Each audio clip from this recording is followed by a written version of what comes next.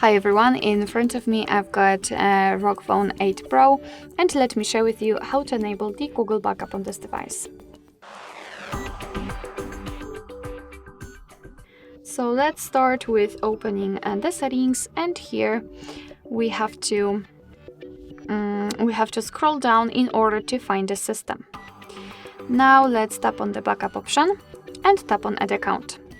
Make sure that you've got the internet connection because it is required, and here in this step we can either create a new account if you do not have your own yet, or simply type your email or phone. So let me do it. Fortunately I've got it saved, and then tap on next.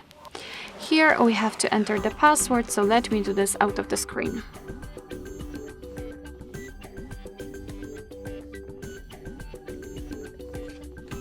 Okay, perfect.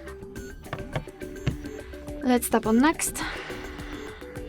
Here we've got Google Terms of Service and Privacy Policy, so let's simply tap on I agree after reading. Of course you can tap on it to open the documents.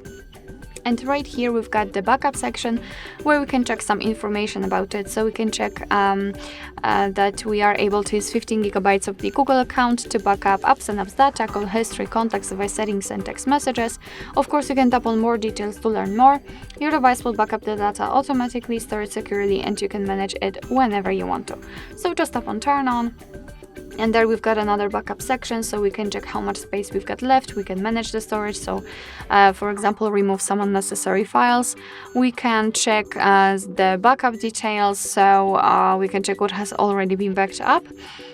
We've got also the advanced settings, and I highly recommend to keep this option turned off, so you can be sure that you will not be charged after accessing the limit of your mobile data and so on.